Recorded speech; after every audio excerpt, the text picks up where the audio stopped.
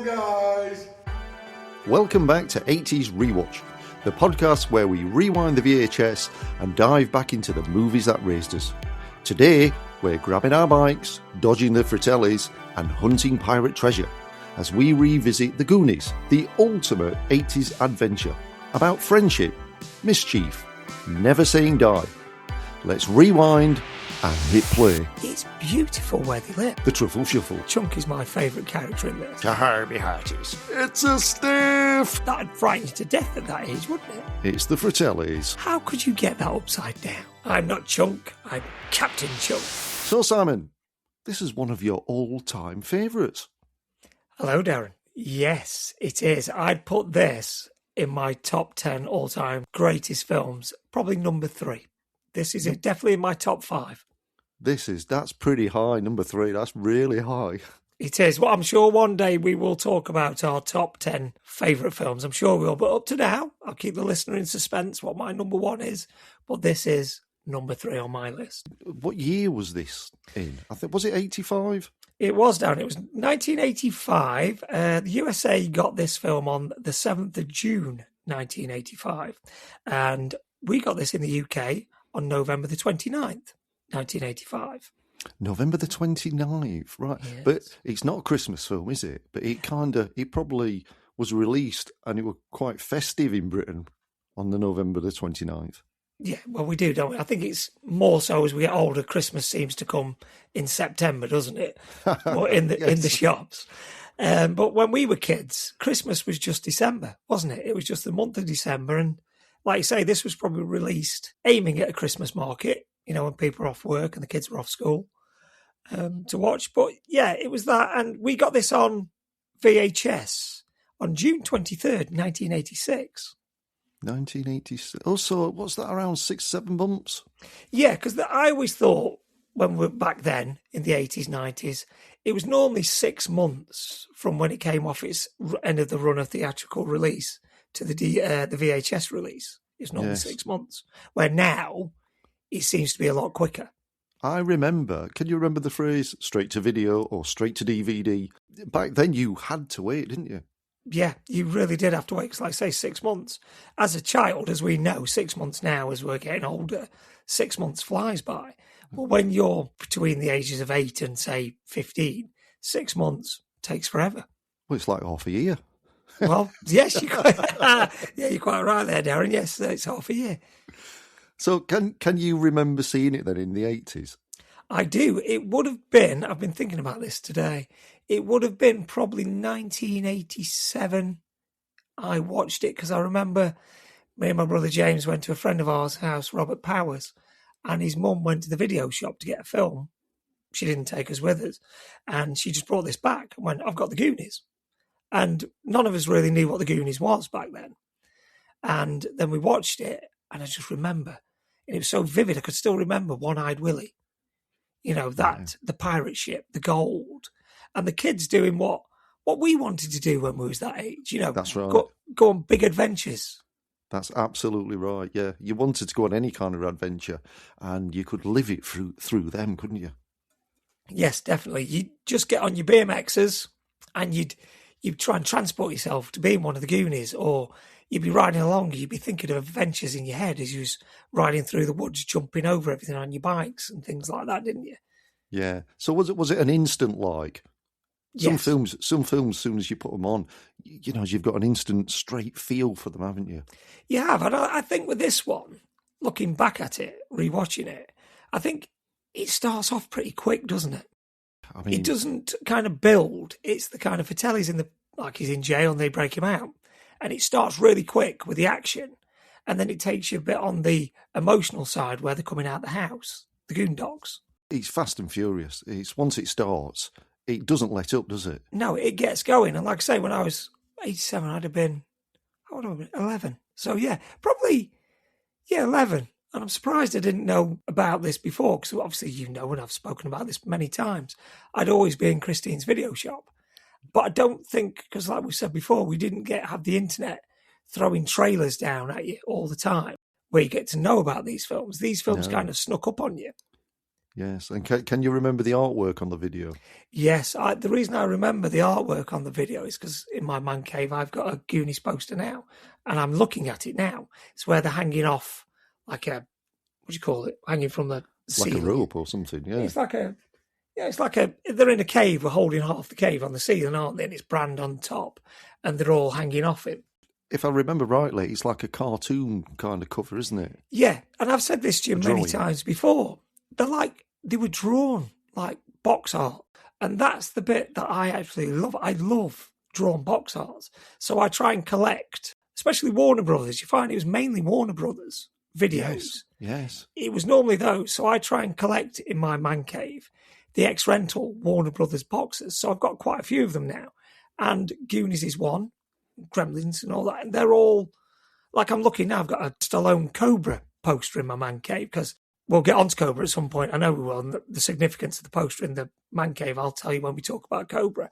But that's like a drawn poster. Yeah, it is. Has he got a gun pointing up? Yeah, he's got the red, the gun with the red dot. And he's got the gun in his trousers with the Cobra on.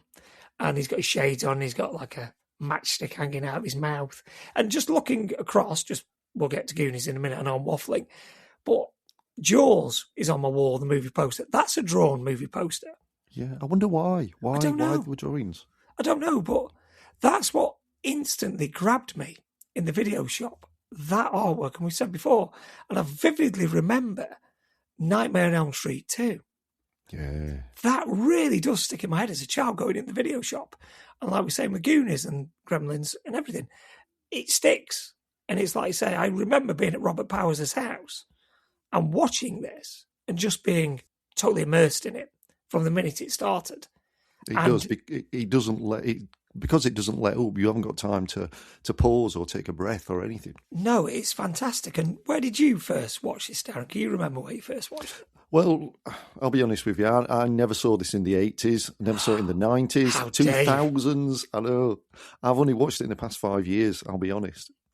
And I think I was suffering from the Karate Kid syndrome.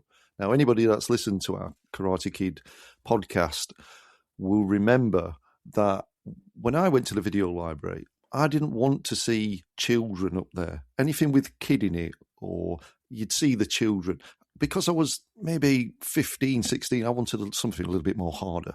I wanted to prove I could watch ghost stories and things like that, or a big action film. And, why did I let myself down? I would have loved something like this. I would have absolutely loved it. And all those years I've kicked myself. Yeah, I see where you're coming from with that. Yeah, but you see, when I was the age of these coming out, I was 10, probably 9. My most vivid years of the video shop was between, I'd say, the age 9 through to 13, 14, where you look forward to going. It was an event. It was an event. Picking the film was the event. Yeah, and like we said on previous podcasts, you only got one go at it. Like now on Netflix, you don't like it, you turn it off, you find something else. Renting a video or going to the cinema at that point, you only got one go at it. So either you really liked it, you enjoyed it, or you didn't like it. You know what I think is something similar? Because we all seem to subscribe to different channels now, don't we? Whether it's Netflix or Amazon or Sky. And you forget almost that money's coming out of the bank. If you had to pay for every individual thing you watched, I think you'd be a little bit more chooser. Yeah, I think you're right. Because like we've said before, the £1.50 to £2 that you had in your pocket for the rental was probably at that age all the money you had in your pocket. Yes. So, you like now you go when Blockbusters was around and you go and you rent your Blockbuster films. And I think it was when Blockbuster ended, I think you get 4 films for £10 and then you get your popcorn, you get all your bits, wouldn't you? You'd make it more of a home cinema. Yeah, movie night. Yeah, home cinematic experience. But back then you didn't. And my mum and dad were brilliant. My dad, if you've listened to the podcast, I love that man to bits, but my God, what he threw away in the tip. It breaks me. It does, Darren. It really does. One day I'll have to put it down in writing so you can read it, because I'll just end up crying if I tell you. But they were really good. My mum especially, like I said before, she'd take us to the video shop probably once a week in the school holidays, and she'd say I could pick a film and my brother James would pick a film. So we both pick one, and we both try and pick something different, if you know what I mean. So if I picked a horror, he'd try and pick a comedy or an action, and vice versa. We didn't go for the same genre of film. Yes. We tried to make it different. So there were two things we were watching, and then obviously your parents were at work in the 6 weeks holidays. So our friend Mossy, he'd come round, Jonathan Moss and a few others, and we'd make it like a movie day, watching these things. And then somebody else would rent something and we'd go to their house. And like I say, it was events. You could tell where everybody was, pretty much like the Goonies, because the BMXers were outside the houses. That's brilliant. So where did you rewatch it then? I rewatched it last night, and if you're a regular listener to this little podcast of ours, on my favourite place on this planet, the sofa in front of the TV.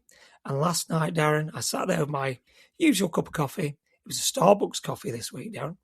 Oh. Starbucks, that's, there are other coffee shops out there, but it was a Starbucks coffee. And I went down to Sainsbury's, there are other supermarkets out there, and I perused the biscuit aisle for the biscuit of choice this week. And the biscuit of choice this week, Darren, was the classic Maryland cookies. Well, they are, and I know about them. Can I just ask, you're not being sponsored by anybody, are you? No, but if anyone's listening and wants to sponsor us down, we're open to sponsorship. No, I'm not. But you know what I mean? It's because I quite like this quirky. I know it's going to come to an end sometime. It's got to, because I'll run out of biscuits. But I do like the biscuit of choice. And I do, and I've said to you before, I do like to sit on the sofa. And I just like to relax after a day at work. We both work at the same place. Unwind. And just throw myself back into the Goonies and remember when I first watched it to 11 years of age and just try and transport myself back. And the reason we're doing this is to see if we still like the film and still think this film holds up. And to me, 100% holds up, Darren. It's classic. Of course.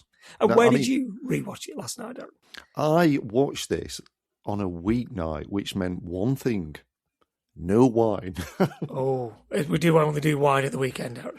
We only do wine at the weekend. I can't do it. Like I've said before, I can't get up in the morning with a splitting headache, and no, I just can't do it. But if I'm rewatching any 80s film, and I know I love it, then I can put my feet up. And like Karate Kid, Back to the Future, all those previous ones that we've done. And I already know the majority of it in my head, so I can have a glass of wine and I can just relax, like you said yourself. But if I'm not familiar with it, I like to know what's going on. I can enjoy it, but at the same time, I'm thinking, this is how I would have watched it had I watched it in the 80s, because I wouldn't have been old enough to drink.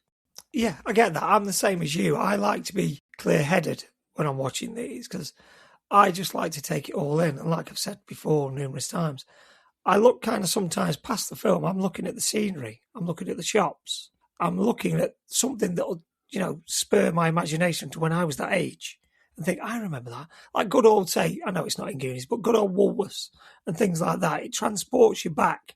Oh, it does. To that time, doesn't it? It does. I wonder if we'll be watching films if we're alive, in 20 years' time, wanting to be transported back to these days, thinking, oh, look, there's Netflix there and there's Amazon, remember? Maybe so. I think, because like I say, because times were simpler when we were younger.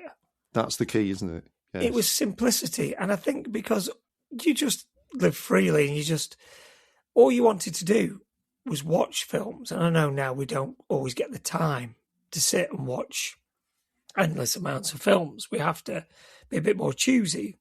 But back then, that's all you wanted to do some days. Just sit and watch films. And speaking of watching films, shall we go and dive inside? Let's dive in, Darren. Shall we dive in? But would you like me just to give you a quick top 10 box office before we dive in? I would absolutely love it. I love this every time we have one. So fire away, mister. Okay, so we know Goonies is 1985, so all these films are from 1985. So I'll do number 10 to number 1. Number 10 was A View to a Kill. James Bond. James Bond. I went to see that at the pictures. Do you know who the James Bond was in that one? It was Roger Moore. Yes. That was my worst Roger Moore ever. I thought you were going to trip yourself up and say Timothy Dalton. That's why I asked, because it's kind of mid-80s, wasn't it? It was getting towards the end of his run. And number 9, I like this one. It's a bit quirky. And I think we're somewhere down the line we will cover this. Fletch with Chevy Chase. Fletcher's great. Anything Chevy Chase does is great. Yeah. Fantastic. I remember seeing that. Brilliant. And number 8 is Police Academy 2, their first assignment. You know, Police Academies went a bit astray as they got further on, but this is still a good shout, this is still pretty good, and off the back of the first one, which were fantastic. Yeah, I agree with you. I think when they got past, was it number 3 or number 4, when Mahoney left the franchise? Yeah, I was thinking more 13, 14. Yeah, it's just bizarrely silly. They should have stopped it well before. Now, this one might surprise you. Number 7 was The Goonies. Number 7? Yeah, I think we've said this before, and I'll probably sound like a broken record saying this before. I think, obviously, because America got it in June and we got it in November. So it's like a late box office. I don't know if that's anything to do with it. If it was probably they both came out in June, it might be a little bit better because obviously these box office go on the earnings of the film, don't they? So it's what the popular films were back then. Number 6 was Witness. Isn't that the Harrison Ford one? It certainly is, with that little lad. I've seen that as well. That's a very good film. But most things Harrison Ford does are great anyway. They are, yeah. And number 5, I like this one. And I've not watched this in, it must be over 20 years. So we need to cover this one at some point. Cocoon, yes. Another good film. It draws you in. It's a slow burner, but it is good. Yeah, I remember that about it. I remember watching it. I think it was on the TV. And I watched it, and I was like, at first, not really. Then it just builds, and it's a fantastic film. Yes. Number 4, which is quite apt for this one, is Rocky 4. Oh, and any Rockies. Rocky, is that Drago, is it? Drago, yeah. I think when we do a Rocky, I think we can have a debate which Rocky is our favourite. Yes, well, any of them, really. Yeah, I think from the 80s, probably Rocky 3 for me. Yes, I'd be the same. I was about the same. I think for me, Rocky 3 is my favourite out of all of them. We don't count 5 because 5 was terrible. And number 3 was Rambo, First Blood, Part 2. So that's 2 Stallone films. In the 80s. So he had a good box office in 1985, didn't he, Sylvester? And a good bank account. Yes, definitely, because he pretty much wrote and directed all of them, didn't he? Oh, he's a genius. I think he's very underrated, Sylvester Stallone. I really do. And I'm glad now he's getting a bit of a resurgence with Tulsa King. I think that is brilliant. If you've not watched it, Darren, you need to watch that. I will. You will. And number 2, Beverly Hills Cop. Beverly Hills Cop, I think we've mentioned Eddie Murphy before, he's just the charm of the man is just incredible. Yes, we'll get to him at some point. I'm sure in the next few that will pop up. And number 1, your all-time favourite, Darren, Back to the Future. Of course, yes. It's the greatest film ever made in the history of the world. I could debate that with you, Darren, because you know what my favourite film of all time is. Yes, it is. And yes, it wasn't from the 80s, was it? No. But I'd say Back to the Future, to be honest, Darren, is number 2 on my favourite films list. Okay, Darren, right, let's dive in. Let's dive in, Simon, to the Goonies. And it, like you said earlier, it starts in a prison. Yes. And there seems to be this guard that goes to see this man who's hung himself, which is pretty terrifying for first minute of any film. It is, but what I thought was the guard doesn't look shocked by this, does he? I suppose he doesn't really, does it? He just walks up to him and reads the note on his chest. Yeah, to who it may concern. Yes, I read that. I was going to ask you if you knew what it said on his chest. And I thought the way that he'd attached himself to the cell was brilliant. It was by a pipe, wasn't it? Like a under-the-sink pipe, wasn't it? Like a plumbing pipe. Yes, that's it. Because as the guard he's reading on, he says, "Do you really think I'd be that stupid enough to kill myself?" Yeah. Yeah, it's and quite he opens his eyes, doesn't doesn't he? Yeah, but he does look like he has done it. He does, yeah. He does, and I think trivia now, Darren, that building is still there, isn't it? And they use it as a Goonies museum. Do they? Yes, you can go, and you can go in the cells. The cells are still there. A friend of mine, well, an old school friend of mine, now a Facebook friend, he lives in America now, and he posted some pictures the other week, and he took his daughter to it, and I was really jealous. That's incredible. Yeah.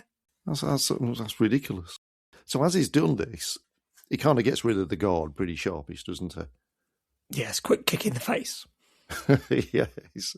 And he unties himself and makes his way out of the cell. And outside, there's is it his brother He's Yeah, pouring these two are petrol around brilliant. the outside of the jail. And his mother. His mother's quite a scary looking woman. His mother is terrifying throughout this. She is, but she plays it brilliantly. Every Oh. part she's done is kind of the same as this. Brilliant actress. He kind of finishes, doesn't he, and jumps in the car just as the prison guards run out, don't they? Yeah, but he can't get in, can he? He has to go through the sunroof. Yeah, which is funny because you think as a getaway car, he'd have the door open. They'd be waiting. It's his brother. And like you notice the bickering all the way through this film, aren't you? Yeah. And he's like, "You're pulling the handle. Let go of the handle." And he's trying to get in. He's not letting him in. And then they're off, aren't they? And they're on this chase. Yeah, because he as the guards come out, he shoots the petrol, doesn't it? And it kind of traps them in. Yeah. And so they can't get out. Can't get out. And Do you yeah, know what I like about this chase? As the mum's like throwing the car about, isn't she? It's the Jeep Cherokee, isn't it? She's driving. She's just biting on like a biscuit, isn't she? Like it's not bothering her. Have you not noticed that? She's No. she's throwing it around the corner. She's got one hand on the wheel and she's eating a biscuit. What I noticed is this is quite serious. There's a prison break. You've seen somebody hang themselves. They're being chased now. But the music is so jolly and goofy at the same time. Yeah, it is. And the bit I like about this, it leads through, obviously, where they live, Astoria in Oregon, isn't it? Where it's What set. a place. Oh, it's beautiful. It looks absolutely beautiful. But as they're going through, this is where we start to see the characters, don't we? Slowly. Oh, You start to see each character. The way it introduces them, I think is fantastic because they just happen to be there at the time of the chase. Yeah, and it's like when Mouth is hitting the TV because his dad tells him to turn it off, doesn't he? And it's like a police chase on the TV. And as he turns it off, they just go past the window with the sirens. And he thinks it's still coming through the TV. But you like say you get to see them all, and you get to see like Data, don't you? And he's got his little gadgets. He has got his little gadget. So just going back again, and I know I've mentioned this before, when you're in Mouth's house, look at the amount of stuff that they've got back in the 80s. They had a TV in the kitchen. He was watching that in the kitchen, wasn't he? I don't have a TV in the kitchen to this day. No, I don't, to be fair. I don't. You know, if I had a massive open plan kitchen, I'd probably have one on the wall. But no, I haven't. And just touching on Mouth, do you know what Mouth's name is in this? I don't actually know. Because we've got Brandon, we've got Mikey, we've got Data, we've got Chunk, who is Lawrence, isn't he? And Mouth, his name is only said a few times. Right. His name is Clark. No, I've totally missed that. See, they only say it a few times. I picked up on it because I purposely listened. Because they only call him his Mouth. They call him. It's quite a fitting name for Corey Feldman in this because he's quite a, one of those Mouthy characters. person. Yeah, sarcastic people, and he plays it brilliantly. Corey Feldman, I thought. Of course he does. He does. Of course he does. Anyway, we're down by the docks now, don't we? And this is where you said we see Data with his gadgets, which are brilliant. Oh, that way he shoots it's like a thing, isn't it? That latches on and pulls. Yeah, like the it's drum. beam. Do you know what he said on his belt buckle before it fired? No. He's not noticed. Nope. He wrote the numbers 007 on it. Did he really? Yeah, on his belt buckle, and then it flips down and it shoots out. It's like a little. I can't think what it is. Like a little suction thing, isn't it? That goes a on little sticky dart. Yeah, and then it starts to pull the drum back, but the drum is chained, isn't it? And then it drags him towards the drum, which I thought was quite funny. I'm quite lucky, really, because again, the chase just passes him. Yes, it does. It would have hit him, wouldn't it? And yeah, there would have been no more Data. But the tie-ins on this are just great, straight from the off. It is, and then we see Chunk for the first time. Now, Chunk, I will say this: Chunk is my favourite character in this. He's great. I love him in this, and typical Chunk, he's in like playing on the arcade. And then he smears his pizza and his milkshake over the window, doesn't he? When and they he goes go, all over him. Yeah. And then he swears like he does quite a bit in this. And then we're seeing them all. And then once they've done this, I thought this bit was quite good because then we see the goon docks, as they call it, don't they? The house. I think just after that, just after he sees the chase, don't the Fratellis go onto the beach and they kind of blend in to a beach race, don't they? And yes. I think that's how they lose the police. Yeah, I've jumped forward here and I was going to say this. I'm glad you brought me back. How fast is their car? Because all them trucks on that beach are souped up with big suspension, big engines. And they just join this race and they're winning in this normal Jeep Cherokee car. Yeah, but you're not Did you supposed to think notice that? things like that. I do, because it sticks in my head. And then, like you say, it pans off then, doesn't it? And then we see a little bit of where they live. And like I've just said before, it's beautiful where they live. I want to go. I do. And it pans up to the Goondocks. But as it's panning up to the Goondocks, as they call it, you see the Fratellis just driving off, don't you? Yes. Up through like the streets, and then they're going and they're disappearing because they got away from the police. And then it pans to the Goondocks' house. Now, this house, the people that own it let people come and see it, don't they? Do they? Yes, you can go in it. There's some people on YouTube I've seen that have been in it, and they give them like a tour of the house. Wow. That's very good of him. I wonder what the neighbours think. Well, yeah, this is true. And if it's a good little money earner, you're going to do it, aren't you? If it was me, I'd Airbnb it. I'd Airbnb it and everyone would go. But we now see Mike and Brand upstairs in their room. And again, look at the size of the bedroom and all the stuff they have. And is this typical of American bedrooms? It can't be of every bedroom, but it's always portrayed, I don't know, to me, it's like the American dream. This is what you can have. If you go out and work, this is what you can have. And it's massive. It's true, yeah. As we've said before on most of the films we've watched, now the 80s were quite a grim time, weren't they, economically? They were over here. Yeah, they were over here for families, I remember. And they always have big houses. And like you've just said, big bedrooms. And the bedrooms are just full of stuff. Yeah, of everything you want, everything you would have loved back in the 80s. Yeah, and I remember, like I've said before, probably on here, we weren't, as a family, we weren't poor, we weren't rich. We always got everything we wanted, for Christmas and birthdays. But my bedroom never, ever looked like that. I don't think that amount was available to us back then. No. It's nice to look back. And like we've said, I love looking back at this stuff because it brings me back to when I was this age. And I just like to look at things. And there's a little nod. If you know, when they're in Mikey's bedroom, he's got a couple of little Gremlins figures. If you look. If you know where to look, you see them. And they're just at the side of his bed. And that's obviously a nod to Spielberg. Because Spielberg, did Gremlins? Because he produced this, didn't he? And he produced this. Yes, I think so. He did, yes. Because Richard Donner, involvement.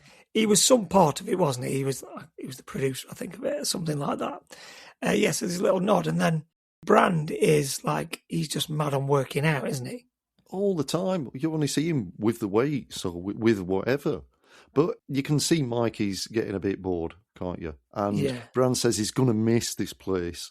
And I'm kind of thinking, what do you mean he's going to miss this place? Are they moving out? Because I don't know this early on, but something's happening. Yes, it is there. It's being foreclosed on, isn't it? Because they must be behind on payments, I think. And you know what they're wanting to do when they get hold of it, this house? I think from what I can gather this early on, I think they're wanting to knock it down, aren't they? Yeah, and what do they want to turn it into? Do you remember? I don't know. A golf course. How can you turn it into a golf course when there's all the other houses and it's on a hill and things like that? But I think what he says later on in the film, doesn't Troy say, come on, sign the papers, we've got 50 more houses to foreclose on. Ah. So unless they're buying all the houses around there and turning it into a golf course. But then it just reminds me, the next few scenes, of what it was like in my house when I was growing up. Like I said, parents were always at work, my dad was always at work. That's why we could have the things that we had, because my dad never really saw him till I was about 13. He was always at work. Yes. And your friends would come round. The start of the day, I remember 6 weeks holiday. It was kind of a rule that you'd watch Whack-A-Day in the morning. Remember Whack-A-Day with Timmy Mallet? Yes. We'd watch that, and you'd watch, was it Going Live or something else like that in the day? It was, yes. And 10 o'clock, that's when we'd all meet at a certain person's house. So if it was our house, everyone would come round about 10 o'clock. Definitely our friend Mossy, he was always there. Some days it was just him, some days it was other people like Dave and Andy Lane, they come down. And then we'd probably put Goonies on. Because back then, if you remember, the 80s, your video cassettes, you kept them like in cases that looked like books, didn't you? Like atlases. That's right. So you looked intelligent if you had a load of what people would kind of misconstrue as books. These people are intelligent. Yes. But when really they were videos. They were. And I vividly remember we had like a stone fireplace and it came down the side and there's like a little shelf and they were on there. I still see them now. And if somebody moved them around, because you knew where it was, you'd have to open them all up to see which one was the Goonies.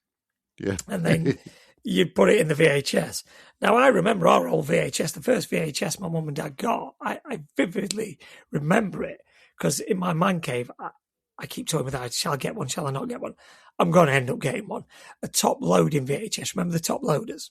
Oh, of course. There we are. You'll have Ferguson Video Store or something That's like that. it. You've got it. And then I remember the remote was on a lead. I remember you had to plug it in.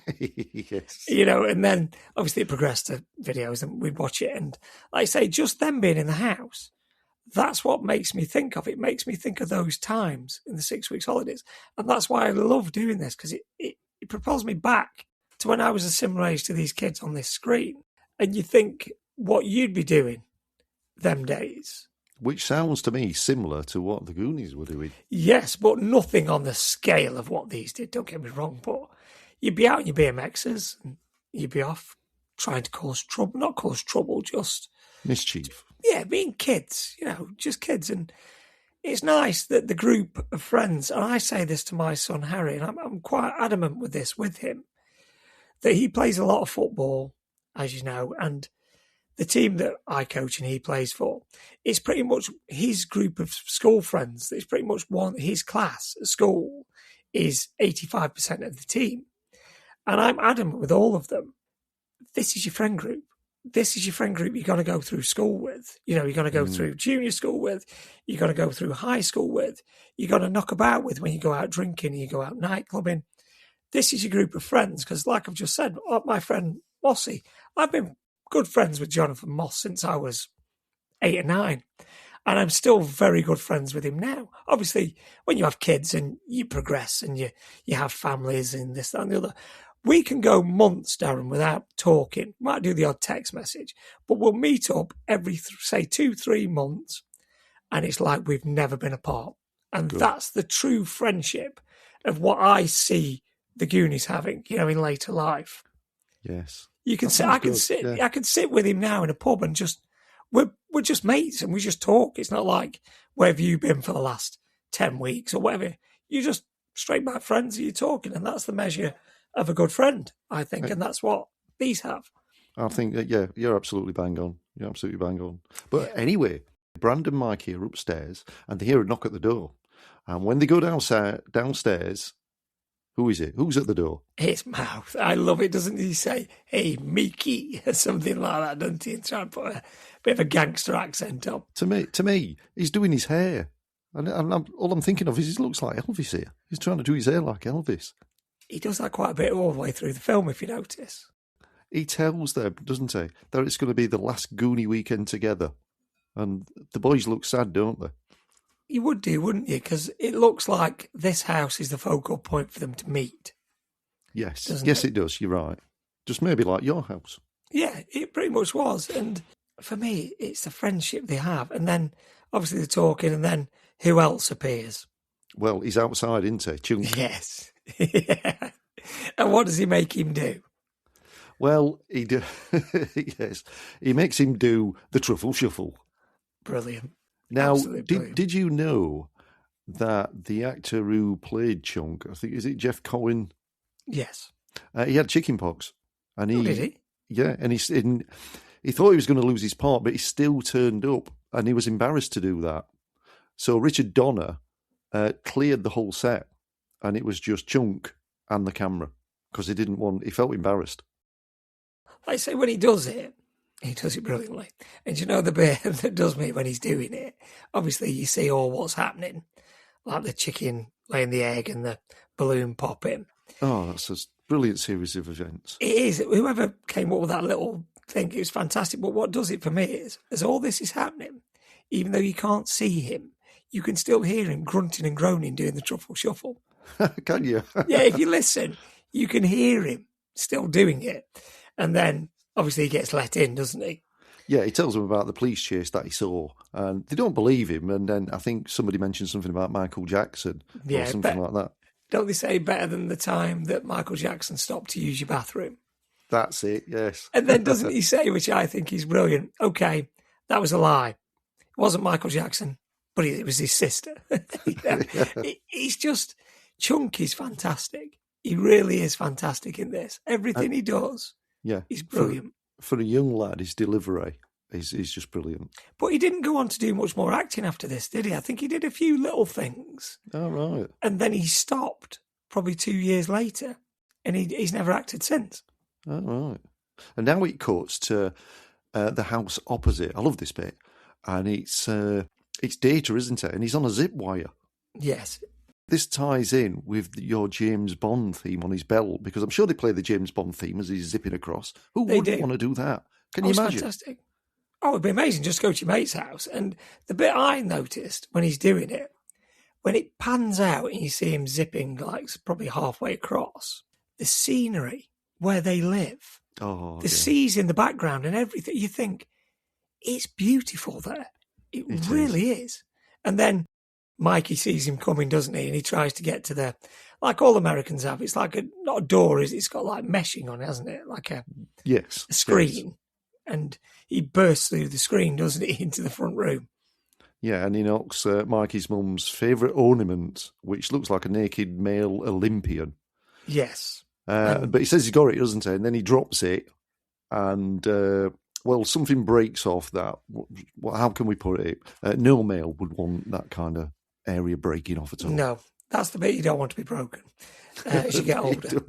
And like you say, at first, what did me with Chunk, though, at first, he's like, oh, look, it's not broken. And they're like, well done, Chunk. And then he puts it on, then he drops it straight off, doesn't he, and breaks it. Yes. And then they're trying to hide it. Yes.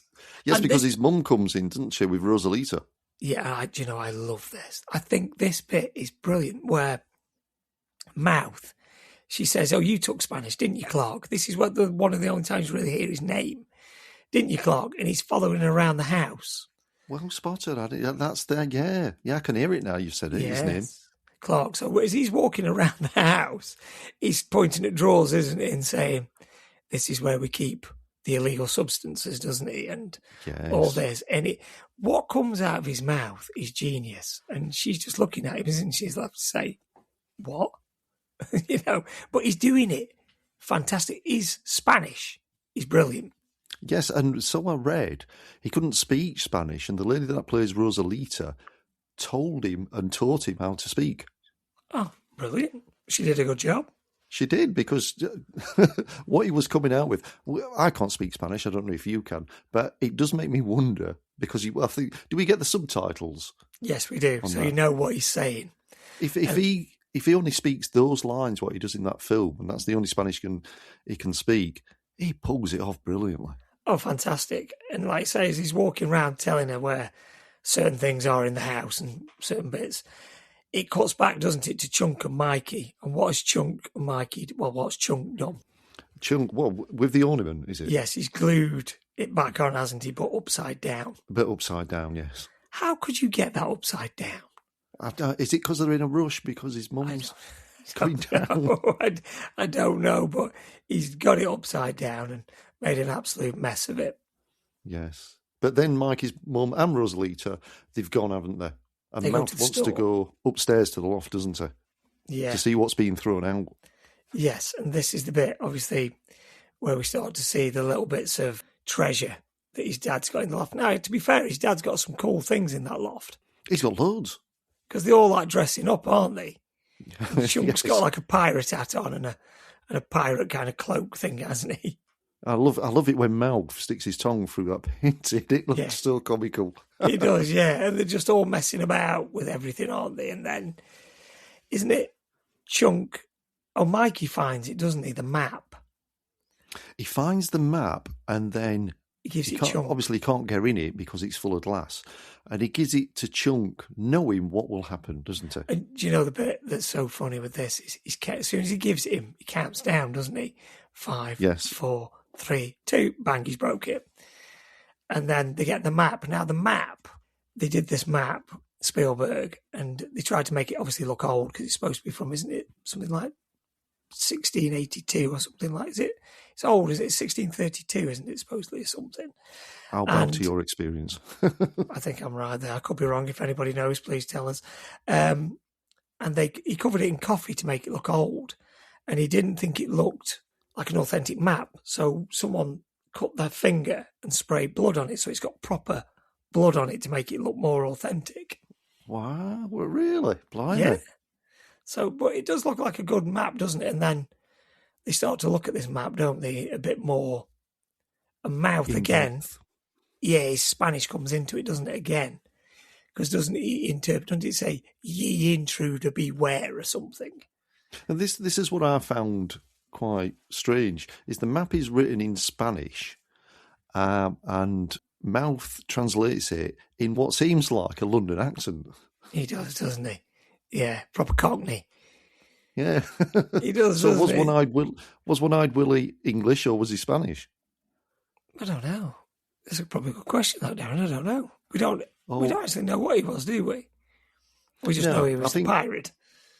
Yeah, I think pirates are synonymous, aren't they, with being either English, "Ahar, me hearties," and things like that, with a parrot on your shoulder. So Yes. maybe that's just a bit stereotypical. Yeah, maybe. But like I say, we don't really get the backstory, really, do we, on One-Eyed Willy? It's a myth, isn't it, as they keep saying, this treasure, because they keep saying everybody's been looking for this treasure and nobody's Yes, ever found it. it's Mikey, isn't it, who starts talking about it, the ship, the Inferno. And he tells this story that the Inferno was hunted by the British. So was he British or wasn't it? It was hunted by the British, who battled with One-Eyed Willy. So Willy fled, didn't he? And Yes. went into the cave, and the British blew the cave up, and Willy was caved in. And he's been trapped there ever since. That's true, yes. I'm glad you got the Inferno bit, because I was going to ask you what his ship was called a bit later on, but you beat me to it. So well done, well done, Darren, well done. But yeah, you do, and it takes us. They obviously come out of the loft, don't they now? And Mike is thinking, isn't he? They're trying to conspire to go and look for this treasure. But I think, doesn't the doorbell ring and they rush down to see who it is? And is it these two men outside? Yes, who were wanting to speak to the mum and dad? Yeah, it's Troy's dad, isn't it? Yes, and they're giving him the foreclosure agreement, isn't it? Yeah, some papers to sign. Yeah, that's got to be bad. So that they can do whatever they have to do to the house. Yes, but do you know what I'm thinking all the way through this? Right, so the next day they've got to be out of the house, haven't they? Yes. They haven't packed anything. No, that's a good thought, that. Yes. They've not packed anything. Like the loft that they're in is full of artifacts. They haven't packed any of that away. The front room, they haven't moved anything. The bedrooms, they haven't moved anything. I've never noticed, to be fair. No, it's a good point. Yeah, like I say, so it's not a good thing for any child to be given that letter, knowing that means you've basically got to be out of your house. So they do come in, and I think it's Chunk that says he's depressed, and he gets the squirty cream out of the fridge and straight into his mouth. How many of us have done that over the years? I never have, actually. We never had any cream. I do it now if I buy any, like just occasionally. I always do it. I always do the Chunk line. I'm depressed and squirt it in my mouth. Not in my mouth, around. Right? You know what I mean. But what does me with this scene is Chunk's constantly in the fridge. He doesn't come away from the fridge, does he? No, he doesn't. He's in it. He pops out with something else and then goes back in. But to me, Mikey's, I don't know, he's been quite sensitive. And he just wishes they could find the treasure and pay all his dad's bills. Yes. That's all he wants to do, isn't it? He just wants to save the house, save where they are. His brother is a little bit more realistic and tells them, to stop dreaming. It's a load of rubbish. And he turns the tap on Mouth, who's sat in the sink, and soaks him. He does, yeah, because Mouth comes out with some comment, doesn't he? So I thought that was quite funny as he walks past and just flicks the tap on. And then he's trying to dry himself, isn't he? And this is where I love this next scene, it's iconic to me, this, where they're all looking at the map and all you can see is the heads and their eyes, nothing else, all just gazing at this map. And if you notice on the map when they're looking at it, it's got all the notes on it, hasn't it, at the back, that they use later on the skeleton piano. I've never noticed. It's got never noticed. It's got the keys. Your eyes are everywhere. See, because like I said to you earlier, I start, as I'm rewatching, if I know the film quite well, like I do Goonies, I tend to look at different things rather than what the characters are doing. I look past it to see different little bits to see if I can pick something out. Like I picked out the two little gremlins, which I mentioned before, in Mikey's bedroom. Listen, So I never had no alcohol watching this, and I never spotted that. I see. It must be the Maryland cookies that were making me alert. And Right, I'm then, ordering some. yeah, and then we see, which I think is quite a pivotal bit of this film, which is what probably most people remember of this film. We see, who do we see on the TV? It's Cyndi Lauper. And what is she singing? A song. I don't know. It's the Goonies song, isn't it? It's like it was on the Goonies soundtrack, isn't it?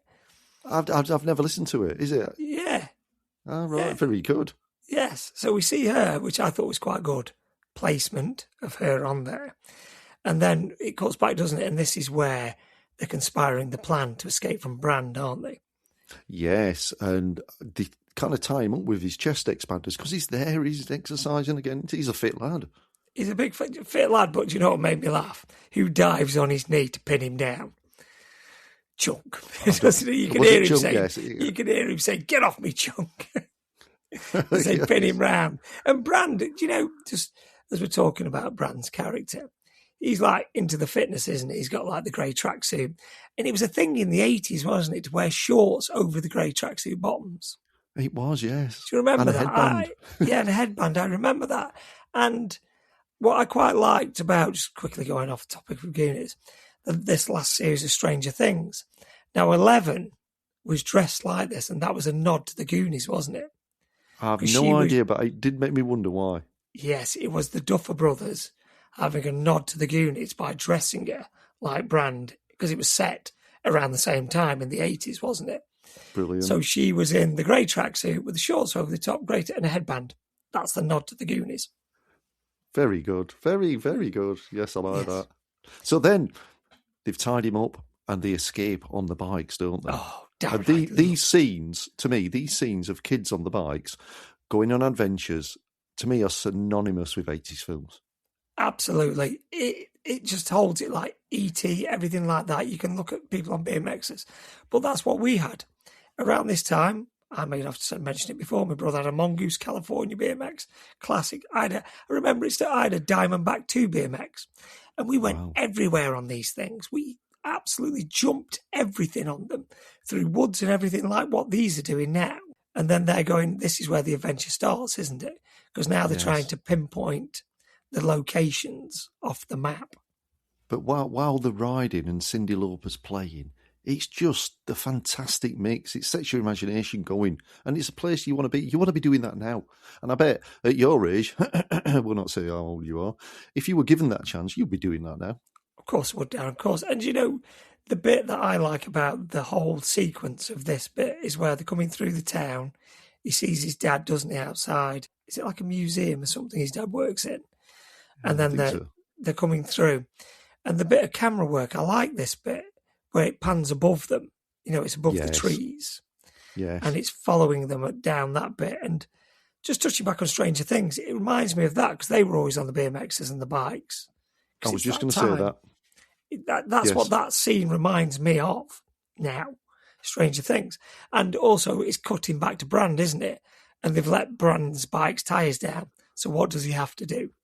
Oh, it's brilliant. He gets that little girl, he lifts her up, and he's on that kind of, I don't know, girl's bike with some stabilisers. Yeah, he's riding along on the stabilisers. But no, it's really well shot, this bit, I think. And I do. It is. I love it because, like I say, the big trees, the scenery, the setting that they're in, it's fantastic. Yeah, I mean, I'm loving it. At this stage, I'm kicking myself why I never watched it back in the 80s. But I'm loving all the music and all the overhead shots, like you said, of them racing through the woods. It's just, whoever thinks of these ideas and these shots really deserves so much credit. I know we give it all to the actors and the writers and everything, but the imagination to see all these things in your head and then put them on the screen, it's just brilliant. Oh, it's fantastic. And like, I always think now as I'm getting older, you've just touched on, I'm not that old. Let's put it that way. No, I'm older than I want to be, but, you know, it's the people that do the set locations. Now, somebody's obviously come here and looked round and gone, perfect. That has got to be a brilliant job. Like we said before, like other films we've touched on, like Rambo, fantastic setting. So somebody's been here to Astoria in Oregon and looked at it and gone, this would be perfect. And it is perfect for this film. I wonder if the people that live there think that. Probably not, because obviously we live out in the countryside, don't we? You do. I do. You live in a brilliant place. In Derbyshire, in the countryside. So we probably take it for granted. And it is a beautiful part of the world. I tell my kids it is a beautiful part of the world where we live in Derbyshire. It really is. And this is. And it reminds me a bit of Derbyshire, like the woodlands where we grew up. And this is, like I say, this is what we would have been doing then. We would have been in the woods making a base, riding them through as BMXs and just basically messing about. Whereas I'm from the concrete jungle. Nothing wrong with a steel city, Darren. Now they stop and look out to sea, don't they? All of a sudden, somebody spots the 3 rocks that are on the map, don't they? They do, yes. But Bran's still hot on their heels, isn't they? And he's pedalling away. And this is where you said about Troy and these 2 girls kind of pull up to him, don't they, in this car? Yes, and isn't Brand with one of the girls, isn't he? I think Bran's on the bike, isn't he? He's on the bike, and his girlfriend, what's her name? Andy, is it? Andy, that's it. So I was thinking... Is Andy his girlfriend there, though? I think is she Troy, is. Is Troy the boyfriend? No, I think Andy's kind of trying to get with Brand. I think that's the thing. And then obviously Troy is being a bit sleazy, isn't he? Tilting the mirror. Yes. Well, he's a prat. Yeah. That's prat. But he does see him, and he knows his competition. He knows Brand's competition, and he grasps his hand, doesn't he, at the side of the car and pulls him along. Yeah, that little bike is going some, isn't it? Because there's sparks coming out the wheels. Did you clock the speed he was going at? He went about 50 mile an hour or something like that. I think about 45 miles an hour. But the thing that made me laugh is Brand's still pedalling. You take your feet off the pedals. I thought that. I thought there's no way living he could be doing that speed on that small bike. No way living. Yeah, eventually he lets go, doesn't he? And he flies off the cliff. And when I was watching it the other day, because I couldn't remember it, I thought, was that it? That's his brother. He flies off this cliff, doesn't he? Yeah, you don't actually see what happens to him, do you? You just see him taking off. And that's what made me wonder. Like you say, and then it comes back to the boys, doesn't it? And they're looking for this, like the point of references, aren't they, on the map? Yes. They've got, then somebody, I can't remember which one it is, gets this doubloon, doesn't he? It's Mikey, or they're looking for the 3 rocks, aren't they? Yeah. Or the 3 points of reference, the lighthouse, the restaurant, and the rock, I think it is. And it fits, doesn't it? It does, and then they say they've got to take 100 steps to the north, don't they say? That's right, yeah, the nearest northern point, and that's where you'll find the rich stuff. Does it say the rich stuff? Something like that. But what I'm looking at, watching it back, it's the restaurant they go to, isn't it? That restaurant should not be open if that's meant to be a restaurant. And doesn't Chunk say, oh, it's winter season, it's shut. It should be open summer season. That shouldn't be open in summer season. It's falling down, isn't it? You look at it and think, I won't go in there. And then it made me smile because Chunk's straight into the drinks fridge, isn't he, outside? He's just looking for food, isn't he? They do hear gunshots, don't they? Yeah, because you see, and I never noticed this until I watched it back. There's 2 FBI agents, I think they are, aren't they?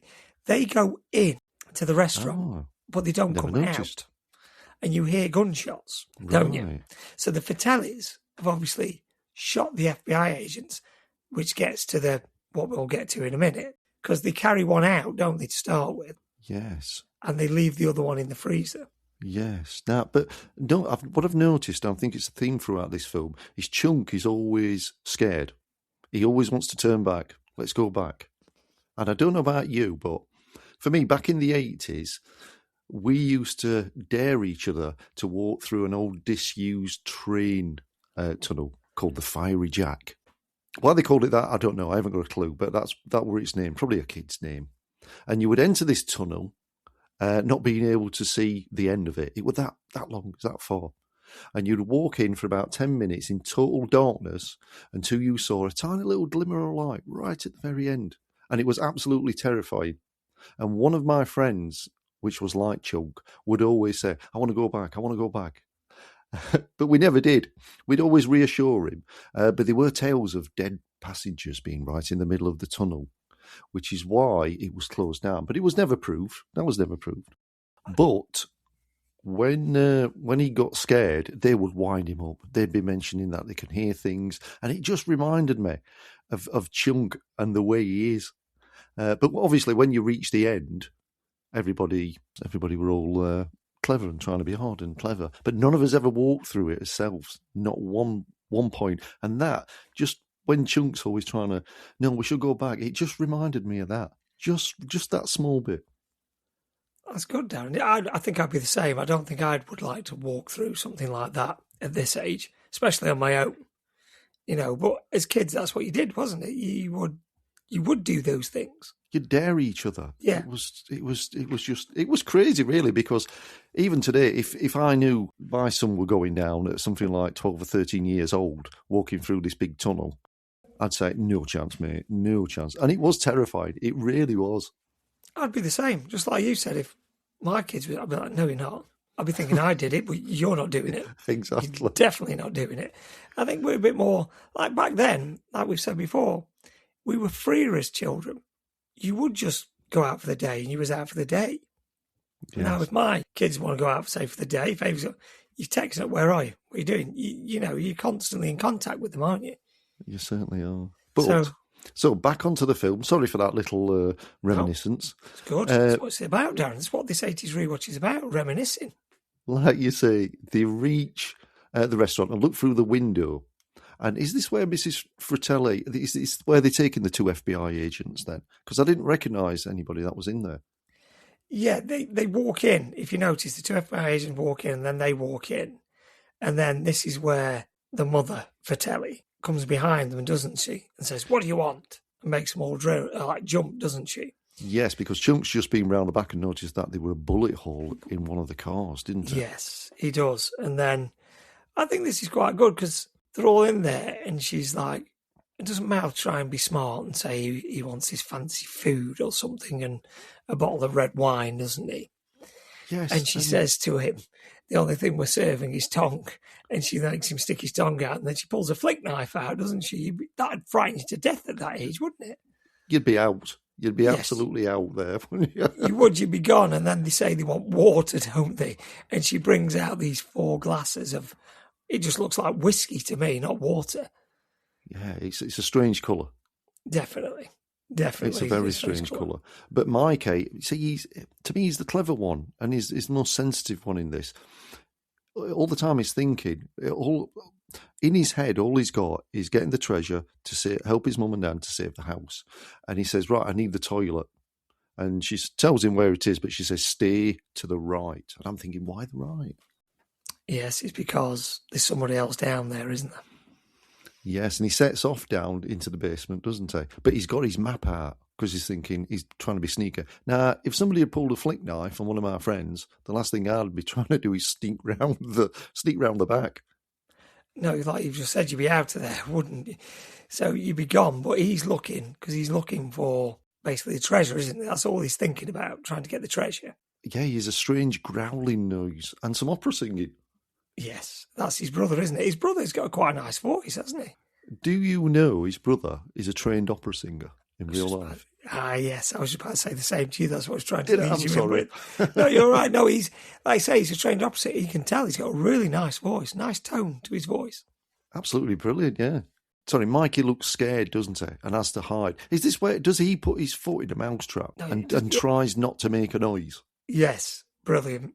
Like I say, he's just like flicking it around, isn't he? While trying not to scream. But like I say, all the time before this is where you see Sloth for the first time, isn't it, from behind? It is, yes. And they've got him chained to a wall. Yeah, it's horrible. It is. And do you hear what his mum says a bit earlier in this, when he's something about the chains? It's a bit later.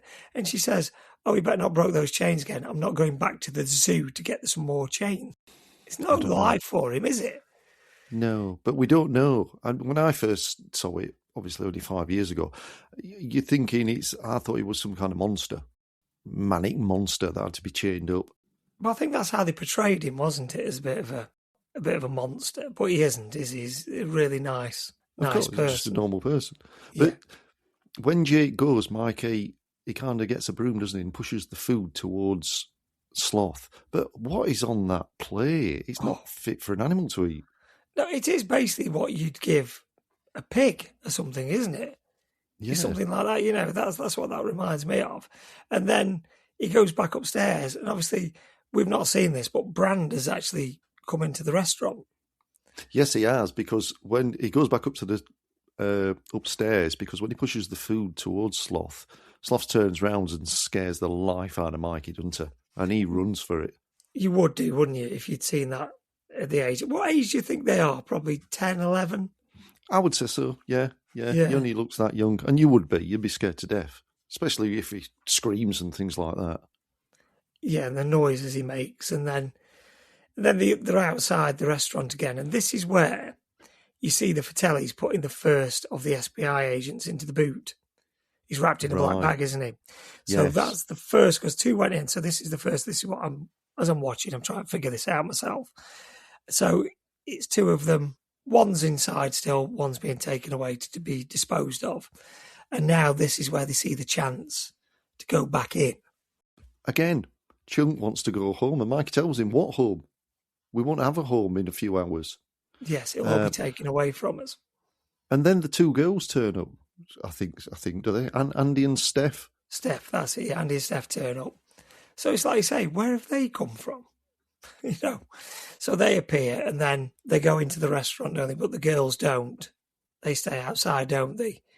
And this is where they stand on the fork. And is it a dead fish on the handle of the fork? I think so. But I think just before that, they try to get in, but they can't. So again, Mouth is winding Chunk up, knowing full well that he loses temper, and he runs at Chunk. He runs at Mouth. He dodges him, and he breaks the door down, and they're in. It's fantastic that because he's saying things about his mum, isn't he?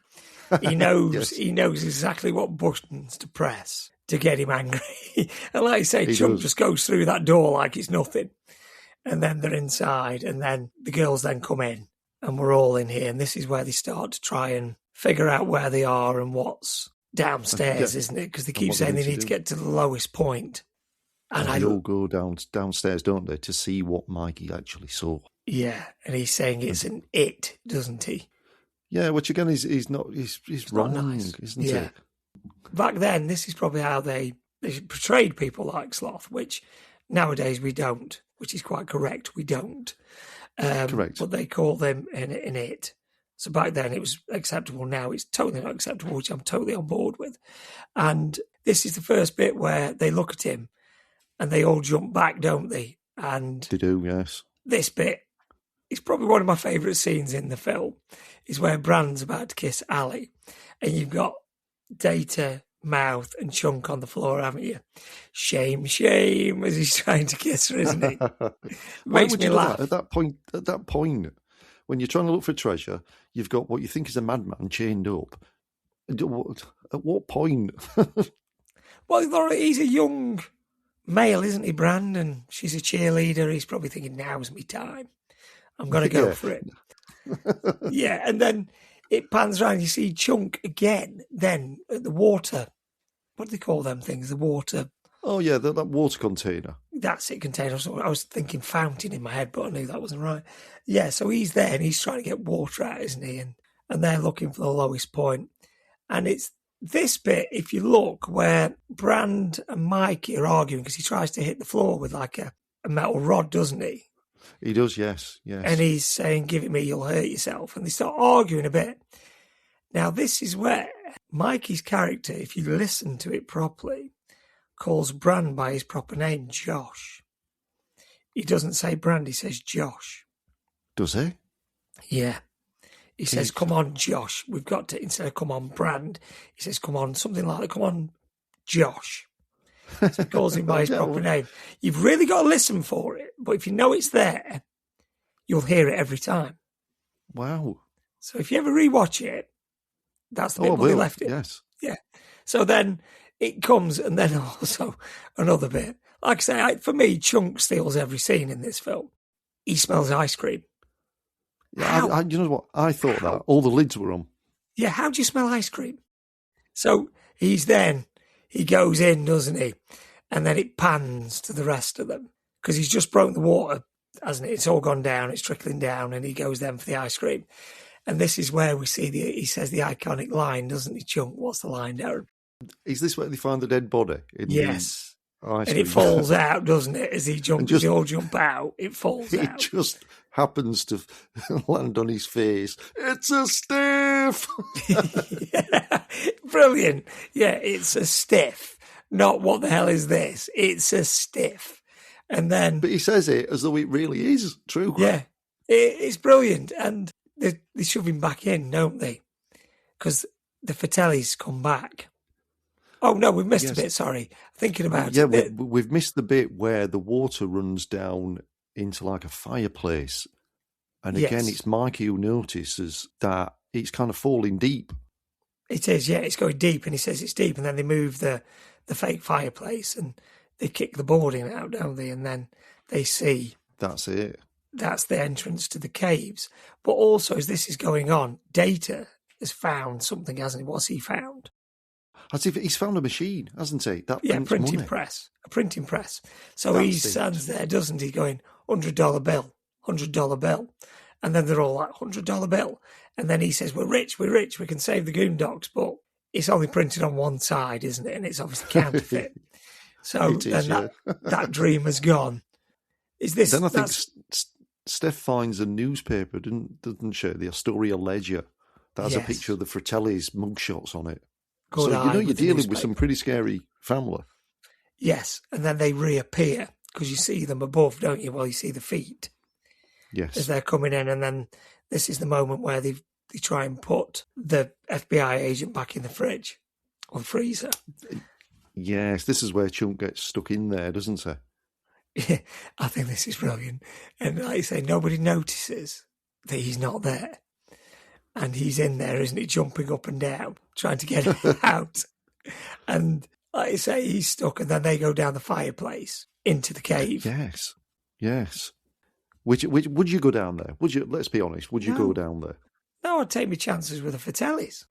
And when the Fratellis came back, did they come back arguing about pizza? Oh, one of them got pizza, hadn't he? Yeah. The brother, I can't think what the other brother's called, and he throws it at him, doesn't he?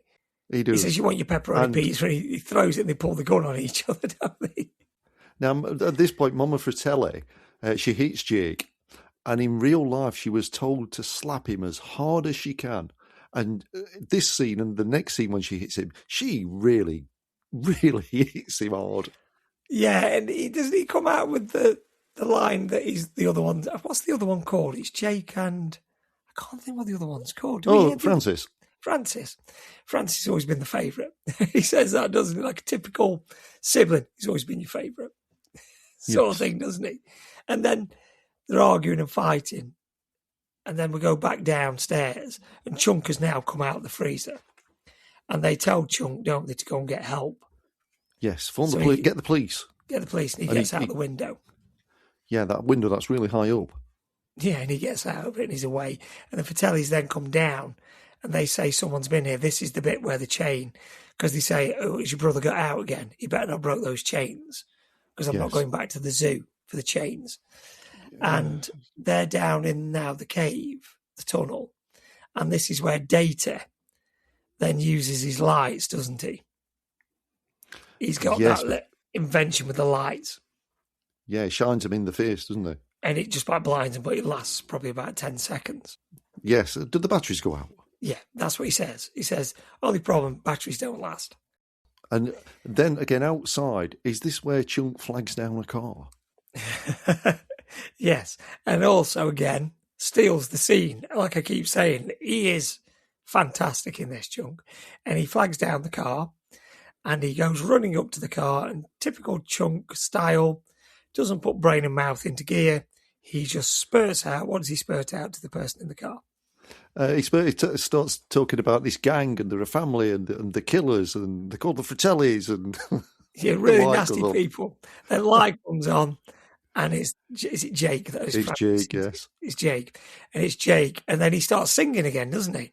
He certainly does. And then the other one, Francis, comes out and grabs Chunk. And I love this bit because when he gets him in the back and he's trying to put him in, and you see it through the perspective from front to back of the car, don't you? And you can see Chunk's head just keep popping up and trying to fight, not just put in and trying to scream. He's next to a dead body again. Yeah, the stiff. He's back with the stiff. So now they've captured Chunk, haven't they? So they've got Chunk to take back to the restaurant. So then we now see they're back in the cave and they come across all the pipes, don't they? And is it Steph says, Mouth, your dad's a plumber. What are these pipes? And he's looking and he says, this is gas, this is whatever. And then they come up with the idea. Obviously, these pipes go somewhere. If we bang on them and make enough noise, somebody may hear us and know we're down here. So then they all set about banging and pushing them, don't they? Yes, but above the ground at this country club. I love this story. Yes, a country club. A man's trying to take a drink out of a water fountain, and it's up and down till eventually it knocks him out. It does, yeah, and it goes down, but he follows it, doesn't he? He goes down with it, and then he goes down again with it, and then it comes back up, whacks him in the face, and knocks him over. And his friend at the side of him, he's just stood there, looking as if to say, "What you did?" But then a boy, let's say a young lad, goes in to the toilet, doesn't he, with a magazine to go to the toilet. Oh, that's Troy, isn't it? Is it really? That's Troy. Yeah, so Troy's there, and he's reading his Guns and Ammo magazine. Guns and Ammo. I'm thinking that's a bizarre magazine to be reading. And then it's quite nice that he gets thrown up into the ceiling and goes through the ceiling, doesn't he? So I'm thinking, yeah, good. Troy's got his comeuppance. And is there some shower scene where all the kind of shower handles disappear into the kind of brickwork? They did. But before that, one of the older gentlemen go to the shower. And what's he got wrapped around his neck? I don't know. Soap on a rope. He's got a big Has he really? soap on a rope round his neck. And that's all I can think last night. I'm thinking soap on a rope as he's going in. And then, because obviously they've been banging on the pipes, it causes pressure, doesn't it, down in the cave? The pipe burst off. And then they force the way through more into the cave on the way through. And so that's the last that we see of the boys for a minute. And this bit, I love these next few scenes with Chunk. Fantastic. Are they interrogating him? I think. Yeah, she turns the blender on, doesn't she? The mother. Nasty. Yeah. Because we don't have a name for her, do we? She's just Mama Fratelli. She's not got a name. And she's trying to force his hand into the blender. And you're like, wow, this is serious for a kid of his age to be under this interrogation. And then they say, don't they, tell me everything. Well, then he just starts coming out with everything. Absolutely everything. What he did. And towards the end of these scenes, because it cuts to him and then back to the gang and back to Chunk, and right near the last bit where he said he's been sick in that theatre, and everybody's being sick, aren't they? Throwing up because he's thrown fake vomit at him. It's Francis then goes, doesn't it? I love it. He goes, I'm beginning to really like this kid. He's warming to him, isn't he? He's really warming to him, thinking, he's great, he is. Which you would do. You'd be like, he's fantastic. And then, so obviously we're cutting there and he's saying, obviously they've gone in the fireplace and they don't believe them, do they? They've gone into the fireplace. Doesn't believe a thing. And while that's going on there, we then get to the bit where they find a skeleton. Yes, and I love what Data says here. He says, he's dead for sure. yeah, he does. He's dead for sure. And then they're looking at him. The poor man's under a rock, isn't he, that must have fallen from the sky and then landed on top of him. They think it might be Chester Copperpot. Yes. The last person that tried to find the treasure. Yeah, so they're looking at this and thinking, is it? And they say to Mikey to check his wallet. Yes, and what does he pull out of his wallet? Is it like some ID card, isn't it? He first pulls out some, what he says is candles. Some of it's dynamite, some of it is candles. I'm sure he pulls out a baseball card. Oh, he does, yes. He does. Now, I've read up on this, and that baseball card of Lou Gehrig... Is it Lou Gehrig? Gary Gehrig? Is worth $275,000 at auction if it was in mint condition. That's true. So that could have saved the Goondocks there. All they had to do was find that. It could have. But like I say, some baseball, basketball go for crazy money. and he's there. Do you reckon they did that on purpose? Because it's worth so much money. I reckon they like putting these little kind of red herrings. And if you know, you know. If you don't, you don't. Yeah, this is true. I never knew. Obviously, I knew it was a baseball card, but I didn't know it was worth that sort of money. So, like I say, is that an Easter egg saying that also is some treasure that they left behind? Yes, I would say so. So, and then they... but yeah, he finds the candles, doesn't he? Yeah, and dynamite. I think Data's... Yes, he says dynamite on them. I don't know why they can't read, but they can't. But Data sets some booby traps in case anybody's following, doesn't he? But they always have to ask Data what he says, because it sounds like he says something else to start with, doesn't it? Like booty traps. Yes. And they say booby traps. He says, that's what I said, booby traps. But he said booty traps, didn't he? Something like that. Yes. But at this point, I'd be thinking, if this was me, if Chester Copplepot only got to here and he was like a treasure hunter, is this not the point where we may have to think, let's turn round and go back that way? Yes. What chance do I have if he's ended up like that? Yeah, definitely. But they persevere and they go through, don't they? Well, is this where Mikey finds a rope and he pulls it? Yes. And it sets off a series of events that bring these boulders crashing down. Yeah, but they also find the key, don't they? They find the key of Chester Copplepot. You know, when they go to the skeleton music thing, they find that key there. So they pick that up as well as everything else. They put his head back on because they've moved his head, haven't they? They put his head back on his body. And then they go, and then he pulls like I say, he doesn't pull it very far. No. But that then sets off the boulders and like a knife, doesn't it, coming across? Very Indiana Jonesy to me, this. Yes, Raiders of the Lost Ark. I was thinking that myself. Yes. I think this is a nod to Raiders of the Lost Ark from Spielberg again. And then you see it, don't they? And Data has to run and they're dropping down behind him. Yes.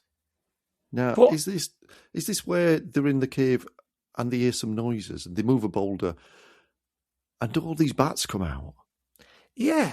Now, the trivia of the bats. Do you know the trivia of the bats? I will do in a moment when you tell me. Okay. So the bats that are in the face are obviously puppet bats. Obviously, when you see that they're in the faces and they're flying around them. Yes. But to get the effect, what they got, which is quite good. Now, when I watched this back, I purposely looked for this. And you can probably make it out if you really, really look at it. It was a load of bow ties in a cannon. So as they do that, and obviously they move the boulder and they fire out the bats, there were bow ties in like a blow cannon. So they're bow ties that are coming. But they look like bats. Incredible. You don't never have noticed. If you look, you can probably make out that they're not bats, they are bow ties. But very clever how they did that, isn't it? I don't understand how you can be tricked and not see things like that, but you are, aren't you? Yeah, I think because it's so fast and it's dark, you don't notice it, which is, and then, like you just said, clever. I think the bats then burst through the fireplace, don't they? Yes. And I'm sure I remember Francis Fratellis screaming, they go for the hair, watch the hair. And he takes his wig off. He does. And when I watched it again last night, I'm like, I totally forgot about that. He's got a wig on. Because, to be fair, it looks quite good. It does. And then he puts it back on, and you forget that he's bald again. Yes. You do. And you're like, if he had that hand to come off, you'd have never known that he's bald. No. And Chunk then shouts down and tells them to run, doesn't he? Yeah. He says, Mikey, if you can hear this, run. But this is where they stumble upon a waterfall all of a sudden, isn't it? Yeah. And they see all these coins, thousands of coins. So they look then, don't they, and think, oh, right, a bit of treasure. And Mouth's picking them up, isn't he? And he's saying Abraham Lincoln.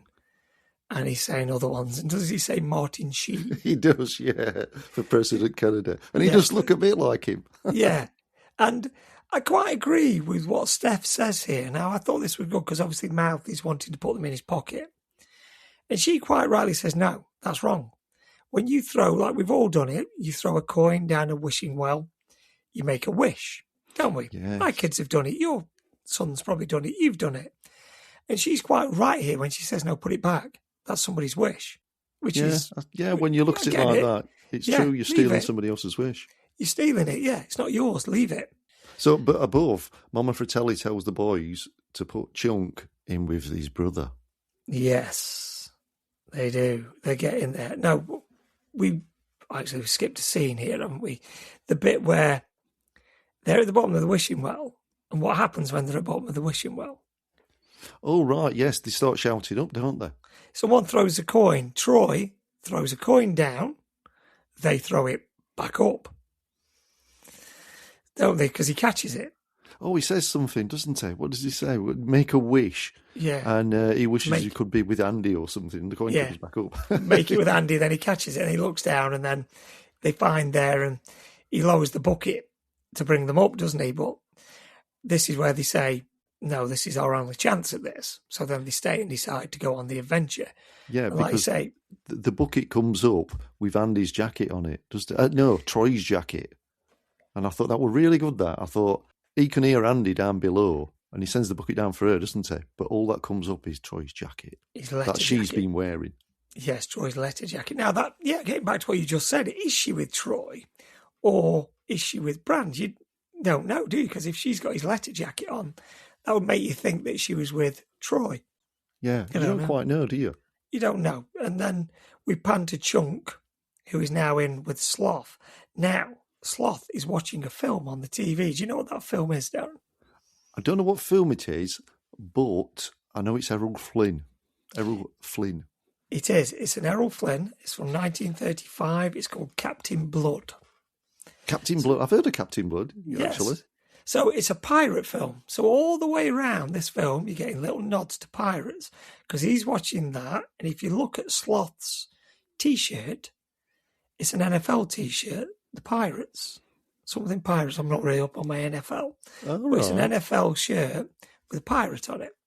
And Sloth, the character that played Sloth, used to be an NFL football player. Yeah, and Chunk looks petrified now, isn't he? And he starts jumping up and down in his chair that he's tied to, and it makes Sloth laugh. It does, yeah. And then he says, "You're hungry. Do you want to?" What does he give him? Is it Babe Ruth? Some chocolate It is. bar? You're quite right. Yes, it is. It's Babe Ruth, but he throws it, doesn't he, to him, and it hits him on the head. Yes. And he thinks, "Oh no, he's going to be angry." And this is where you really see, and he's trying to pass it to him, isn't he? Well, then you see the strength of Sloth now, because he wants that Babe Ruth. And he rips the chains off the wall. It does make you wonder why he didn't do that in the first place, if he's got that strength.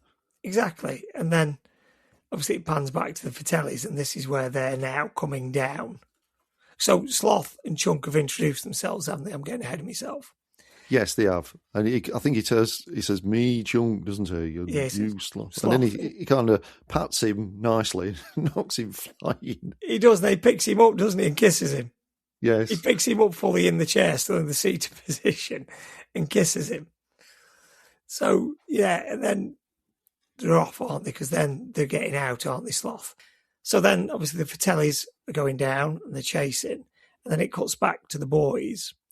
And this is the bit where the key that they've just got from Chester Copplepot, they use it on the skeleton piano to turn it, don't they? Which then, they turn the key, which then does a sequence again of a ball rolling, doesn't it? Another booby trap. Yes. So then that sets it into motion. So then Mikey turns the key and it looks like his arm's trapped in the wall. And then the balls come rolling down. And then Data falls through the floor, doesn't he? Yes, he does. Yes. Yes, he does. He falls through the floor and he's falling to what looks like certain death. And he sends out, what does he send out of his arm? It's kind of like a pair of teeth on an extendable thing that grabs the sides, isn't it? Yeah, and he calls them the pincers of power, doesn't he? The pincers of power. Pincers of power. And then this little clattery tooth toy saves his life, doesn't it? It latches on and then Data's saved by the pincers of power. And then it cuts to the scene now where Chunk is phoning the police. Yes. He phones the police and the policeman's having none of it because he soon twigs on and says, "Lawrence, is that you?" And he says, "Is this the same as when you saw those little green gremlins that he couldn't get wet, little green monsters that he couldn't get wet, which is a nod to obviously gremlins. Yes, and he doesn't believe him. Doesn't believe him, and then Chunk and Sloth go down the fireplace because Sloth now wants to go down, so they're also now after the gang. So you've got the Fratellis, and now you've got Chunk and Sloth. Yes, I like that. This bit I do like because Sloth lifts up the pipes, don't they? They're at that stage now. And if you listen, you can hear a skid, a crash, a scream, and a siren, all within about 5 seconds. Yeah, and then you hear him go, uh-oh. Yeah. So, and then we pan through and they're all now down at the bottom with Data. And this is where they want to go to the bathroom, isn't it? Yes. And they say, where are you going? Little boy's room, little girl's room. Brand says, I'm going to the men's room. Yes. So all the boys then go to the men's room. And this is the bit where obviously Mikey then gets mistaken for Brand, doesn't he, by Andy. Yes, he does. He does. And then we pan through and Steph's thinking it's hilarious because she can see what's happening. Yes. And this is the bit after where the Fratellis turn up. Now I'm thinking as I'm watching this, the Fratellis got there pretty quick. Yeah, they caught him really sharpish. Yeah. And they've had to work their way around all the booby traps. And this is the bit which I quite like. They go through like a skull, don't Yeah, they? and the way it pans out, you don't notice it until the camera pans out, and you think, oh no, they're going somewhere where they really shouldn't be going. Yeah, it's like a skull. And it reminds me of the skull at the start of the film. You know, it starts off with the skull and crossbones. Yes. Right at the start of this film. So, and then they're down and they're onto the log, aren't they, going across the water. Yes. I like this bit because they get across. And what do you remember what Data does? What does he call his shoes? I can't remember, but what I do know is everybody seems to be wearing Nike shoes. We've said this before. 80s films, everybody was in Nike trainers. And I've said to you before, I remember at that age wanting a pair of Nike Air Vandal trainers, which ironically, Brand has got on his feet. Has he? So that's what they look like. That's Nike Air Vandals, like a basketball-y boot. And when he's flipped up on the chair at the start, you see them clear as anything. And last night I'm like, he's got Air Vandals on. I always wanted a pair of those. And then obviously Data does his little gadgety things. And out the back of the Nike trainers, the sole drops down, doesn't it? And oil comes out. Very clever. Oil slick. So he calls them slick shoes. Very good. And the Fratellis try and get across, don't they? And I feel so sorry for... I keep getting them mixed up. Which one is it that wears the wig? That's Francis. Is that Francis? Yes. So Francis then goes across and he does a full-on somersault and lands on the family jewels, doesn't he? What a stunt to do. But the funny thing is, as he's laid there, as we see in the next few scenes, he's there, isn't he? Feeling sorry for himself, which he would do. She sends his brother, doesn't she, Jay, to go and help him. And then what does he do? Jay, well, I think he slips the same as well, doesn't he? And he does the splits, and they're both on there, aren't they? Yeah. So that's done both people. So, yeah, it's quite good. And then this is where we see the skeleton piano for the first time. Yes, which was very surprising when I first saw it. I thought, well, what are they going to do here? And it ties into what you said earlier about these musical notes. Yeah, because like I say, the notes are on the back of the map. And this is where now that Andy has to do the piano playing. And she comes out of the line, I did piano playing, yeah, but I was like 4 or something like that, wasn't it? And then she's doing it and she does it quite well. But as she gets the keys wrong... Yeah, the floor falls away. Falls away, yeah. You wouldn't want to be stood there and there's a few of them that nearly fall off. No, and it just builds the tension, doesn't it? Until it looks as though, because I think when she plays the right notes, an opening appears slightly. So she's got to keep pressing the right notes, but she keeps getting them wrong. And again, it builds the tension as the floor's going away. They've got one more chance. And if they don't get it right, they've all gone. Yeah, it's certain death, isn't it? If they don't get that right, it's certain death and they're done for. And they manage to get it right and then they're away, aren't they? And then they come to this brilliant bit where they're on a massive water slide. They do, but this bit were quite confusing. Well, not so much confusing, but I think the Fratellis entered and just shimmy round the side. And I'm thinking, well, why couldn't they have done that in the first place? I thought that, but I think obviously they needed to do the keys to open the doorway. So I think once they'd opened the doorway, then you could get round the side. I thought the same thing. They just walked round and walked straight through. Yes, you're quite right. And then they're on the water slide. Oh, my goodness. That's fantastic. Wouldn't you want to have a go at this? But supposedly, Richard Donner and all the cast and all the people that are doing the camera work, late at night, stay behind and used to go down this. No way. Yeah, they used to use it as a proper, their own like personal water slide. Wow. And then, well, you would, wouldn't you? You would. Yeah, you would. And then they drop into the water. Now, this scene they had to redo because as it goes, they filmed this film in sequence, like we said about The Breakfast Club. All right. Everything was filmed in sequence so they didn't confuse the kids. So they were just pacing it out. And the boat that they had made, the pirate ship, nobody saw this ship. They never showed it, the cast. So they wanted their reaction to be their reaction. Wow. So obviously as they all dropped down and popped up out of the water, they all saw the ship. Now their reactions were brilliant until Josh Brolin swore and used the F word when he saw it, so they couldn't use it, so they had to reshoot it. Then they'd seen it. So the element of surprise had gone, and they knew it was there. Wow. So they built this ship, and they never let them see it. They wanted their genuine reaction from seeing it that one time. Yeah, that one take, they wanted the reaction of them. And this ship took months to build. Now, the thing said about the ship, when they finished filming, they offered it amusement parks because they really didn't know what to do with it. Oh, right. And nobody wanted it. And it stayed on the lot of the Warner Brothers for a couple of months. But it was that big, they needed to get rid of it because this is all the set that they made. Obviously, as they come down the water and everything, it was a huge set. And it was in there and they got rid of it. Nobody wanted it, so they just smashed it. They broke it up. Like we say now, they've seen the ship and they're on the ship. And this is where... Sorry, what I noticed first, and this is a bit iconic, is when they're all in the water, Steph hugs Mouth. Now, according to Corey Feldman's autobiography, the two of them really didn't get on that film. And when she pushes him off, she really pushes him off. Yes. Do you mean they didn't get on as characters or Corey Feldman? As people. Oh, as people. Oh, right, okay. But like I say, when she shoves him, I bet she saw that as an opportunity to really push you him. can tell. You can tell. Yeah.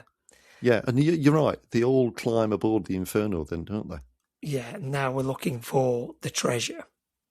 Yes. But they're walking around, aren't they? And doesn't Mikey pick up a sword and different bits? And they're looking.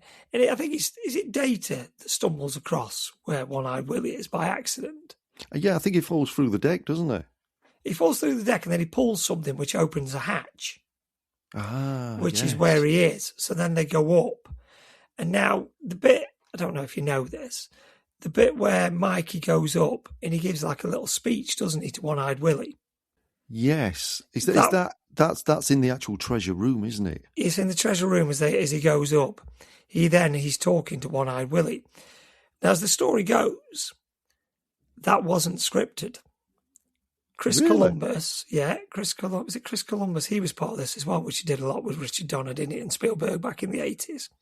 Yeah. Chris Columbus, or was it Richard Donner, one of them, said, right, when you go in that room, this is what you're going to say. Remember it. They told him what to say. He went in, and he didn't get it word for word perfect, but he kind of bundled his way through it, but made it perfect. So he only had, like they say, they walked up to him and said, right, when you go in there, this is what you say. Just turned him around, pushed him in the room. He said it the best he could, and that's what we get. Wow. And he does, doesn't he? Again, these young actors, incredible. Yeah, incredible. I like the bit where he looks under his eye patch and his hand is shaking, isn't it? As he's looking under his eye patch. And this is where we see all the treasure for the first time, because then obviously the gang is behind him and he says, how long have you been standing there? And we see all the treasure. And there's a fair bit of treasure. Yeah, there's quite a bit of treasure. But there's also a fair bit of skeletons there, isn't there?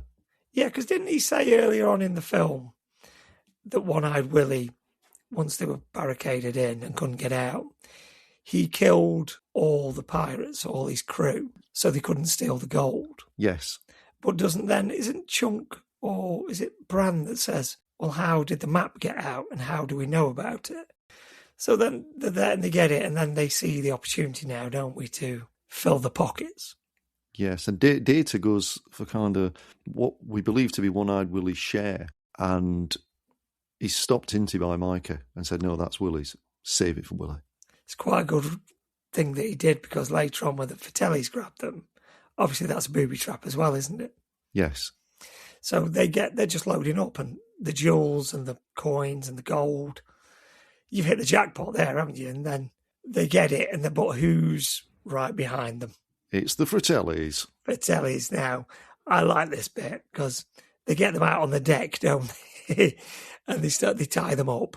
And then I love the bit where Mama Fratelli, as we call her, goes to Mouth. Doesn't she say to him, you're the one that they call Mouth. Why are you so quiet all of a sudden? Yeah. And the thing is that Corey Feldman got all that in his mouth in one go. That was one take. Everything that's in his mouth, he like managed to get. And things. Yeah, he managed to get all that in his mouth. So she pulls the pearl chain out and the rubies and the diamonds.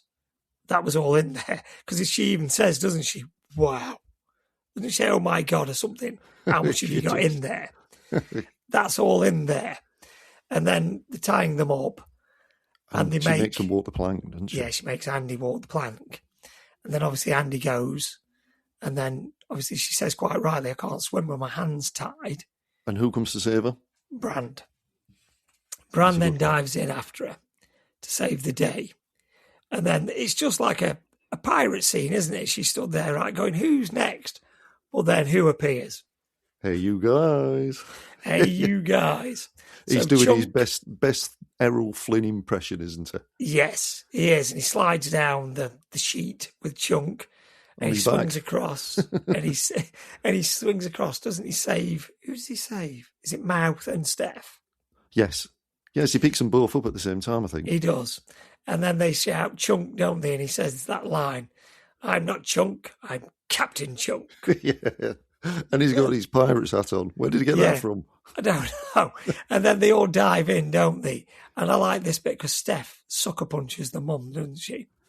Oh, yeah. Just before she goes in, she gives a right left hook. She does. And this is the bit where the boys now are trying to lasso Sloth, aren't they? Yes. And they're doing jump rope. They're telling him to do jump rope and things like that. And he's doing jump rope, isn't he? And then they get him. They do, but just before that, he tears his shirt off and he's got that Superman T-shirt on too. And they're playing the Superman music. Do you know why they did that, Darren? No idea. Richard Donner directed or produced the original Superman with Christopher Reeve. So Richard Donner produced or did this film, didn't he? So that's the little nod to Richard Donner, Superman. Wow. So like you say, these little Easter eggs, when you know about them, they're everywhere.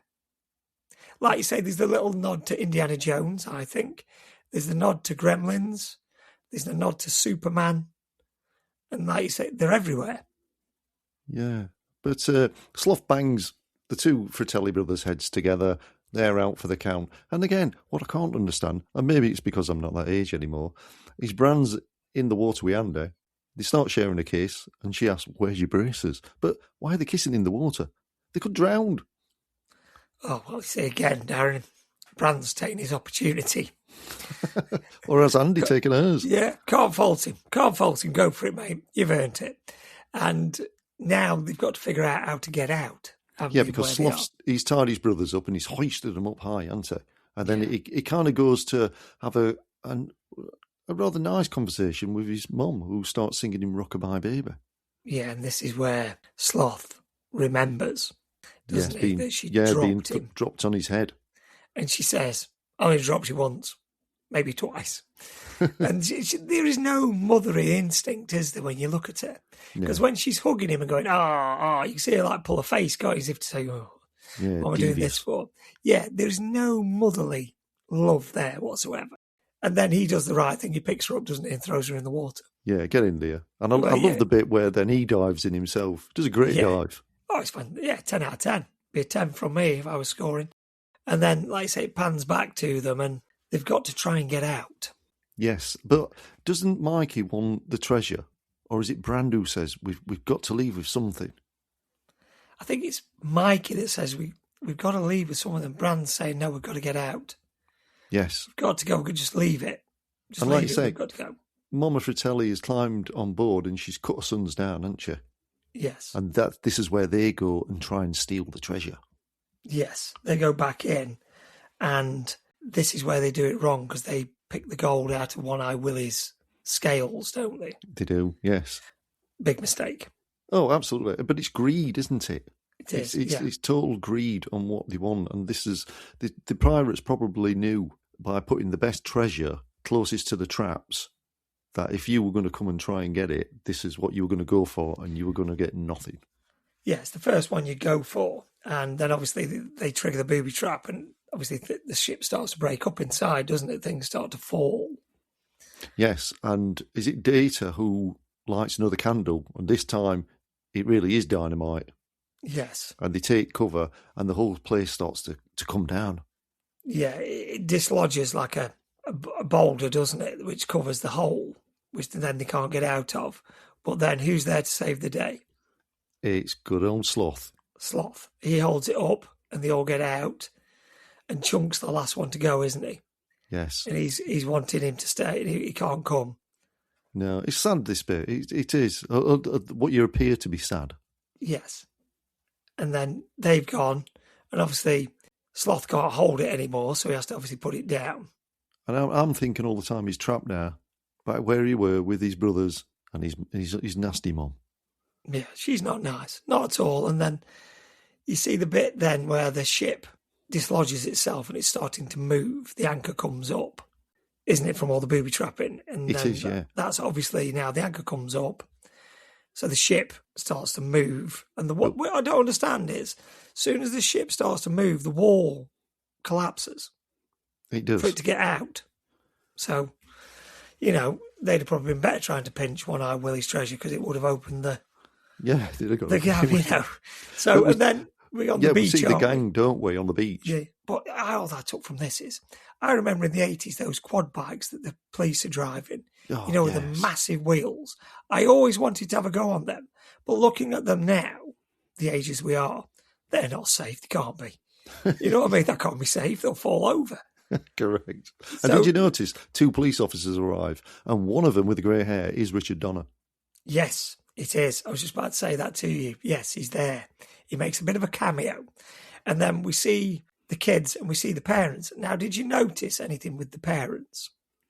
I think, no, not really. They all kind of went to the sons. The only thing I noticed was Chunk's parents bought him a pizza. Yes, but this is what I'm going to touch on now. Chunk's dad and Chunk are wearing the same flowery shirt. Chunk's mum and Chunk's sister are wearing the same shirt. Oh, right. So they're wearing the same clothes.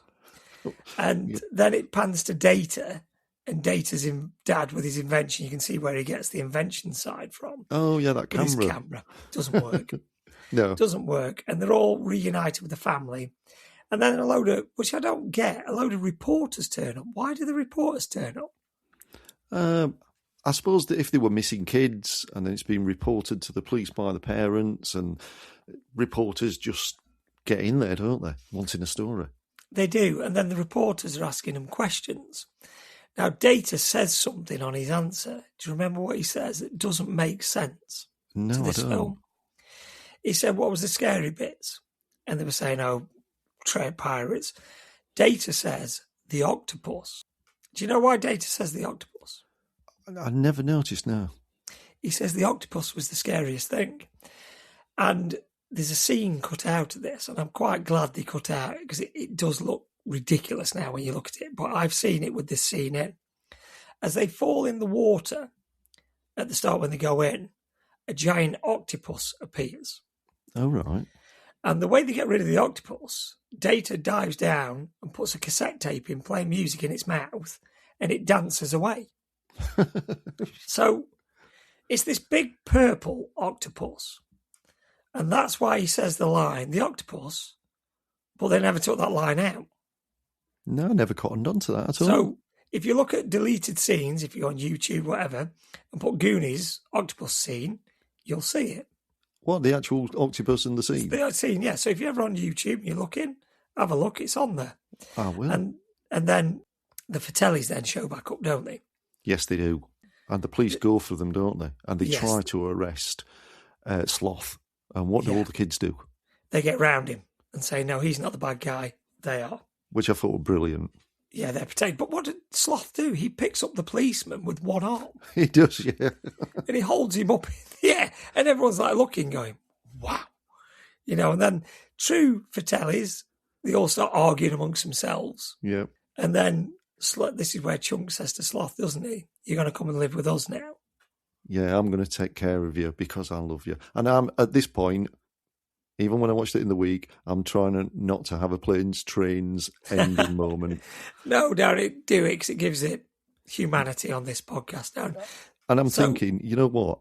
He's all he's known, Sloth, is hate all his life. Being bullied by his mum and his brothers and everything. And he's the nicest person. Yeah. Yeah, he just wants to be loved and give love, doesn't he, Sloth? And I also didn't know that a lot of his face were mechanical as well. Yes, there's something to make him blink, didn't they, on his eye that's drooped. Yeah, they had a person who you can't see on camera who would count him down when to blink so they kind of blink together. And you know what? You know, for years and years, I thought that's how he really looked. Yeah, I get that because it is quite good for the time, isn't it? The makeup and the... Oh, it's brilliant. It's fantastic. But anyway, the repossession guys turn up, don't they? And it all comes to a head as they hand over the repossession notice to Mikey's mum and dad. Yeah, and he has to sign it, and he obviously he doesn't want to sign it. He's stalling. I think he signs his first name. He doesn't sign his surname. And then Rosalita finds Mikey's marble bag. And she's shouting, isn't she? So they're all looking at mouth. What's she saying? And she says, no pen, no pen, no sign, no sign. So then she runs over and she gives them the rubies and the diamonds, doesn't she? Yep, and Mikey's dad rips up the contract, doesn't he? Yes. So he says the words, we're not selling today, we're not selling any day, and he rips up. Doesn't he say we're not selling today, we're not selling tomorrow, we're not selling any day? Something like that. And he's really happy. And then what does one of the policemen say? Holy Mother of God. Yeah. And they all look out in the distance, and what do they see? The pirate ship is sailing off into the sunset. And I love that scene where they're all sat together. You just see the backs, don't you? And they're all watching out to sea, and they can see it sailing away. That's the friendship you were on about from earlier that they've got there, that most of us would love to have. Yeah, that's the friendship you want at that age. You definitely need good friends like that and a different variety of friend, because they're all different, aren't they, in their own way?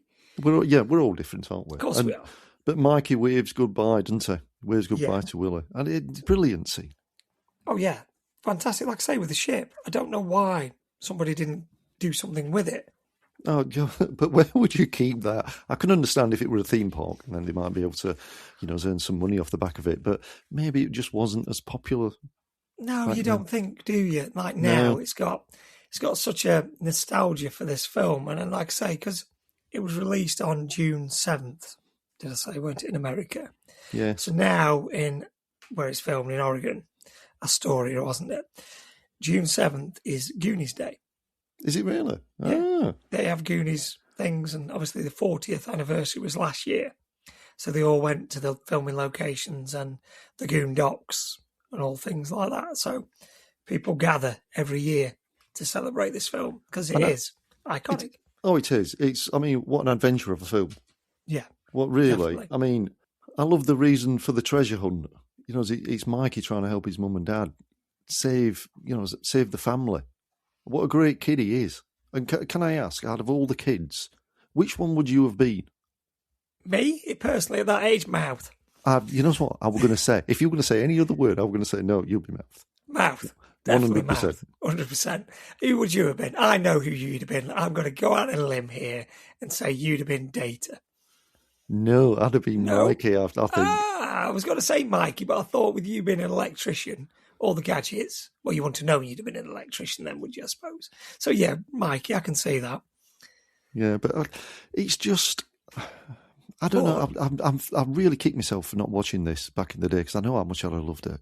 It's classic. And just thinking there, while we was just on about Mikey, just touching back, because obviously Mikey's like the leader of the Goonies, isn't he? Yeah. He's the leader of the gang. Now, do you think that the Duffer Brothers in Stranger Things, because the leader of that group is called Mike? Very good. Yeah, that's just come to me, that. Yeah, so do you think that's the reason? Maybe. Don't know. But yeah, an absolute iconic. Darren, you should have watched this in the 80s. Yes, and I also love the way Chunk and Sloth become friends. And I think it's through food, isn't it? Because they're both outcasts in their own way, which is wrong. But I don't know, there's nothing wrong with the way people look or act. It's the way that we perceive other people, isn't it? Which is wrong. It is. We've said this before, Dan. We live in an age now where social media, you've got to be perfect. You've got to have perfect hair. You've got to have perfect teeth. You look down on people that look differently, and that's not right.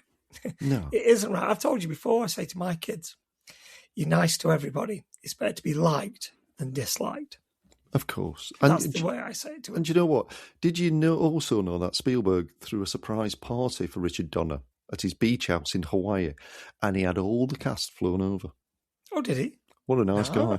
What a nice guy. Spielberg, to be fair, is one of my favourites. I've watched a lot of films, and Spielberg up there for directors and producers is probably my favourite. And you know what? I remember back in the 80s hearing people say, "Hey, you guys," and wondering why so many people were saying it and why were they putting that silly voice on. And eventually it rubbed off on me, and I was saying it too, even though I didn't know why I was saying it. Yeah, it is. But I think with Goonies, we touched on with Ghostbusters last week, it didn't really have the marketing of the Ghostbusters. I don't remember it. Like I say, when we watched it at our friend's house, I didn't really know anything about it. No. But Ghostbusters you did, because you saw the adverts on the telly, and it was everywhere. It was in magazines. It was everywhere. That's why I pushed for it to be the first film to go and watch at the cinema. Thinking back about it, that's probably why. Because you saw it and you wanted to see it. Yes. Well, thanks for listening again. Please join us next time, where we'll be popping in that video and rewinding an 80s classic. And which 80s classic will that be, Simon? Next week, Darren, we will be taking a deep dive look into the 1987 classic RoboCop on 80s Rewatch.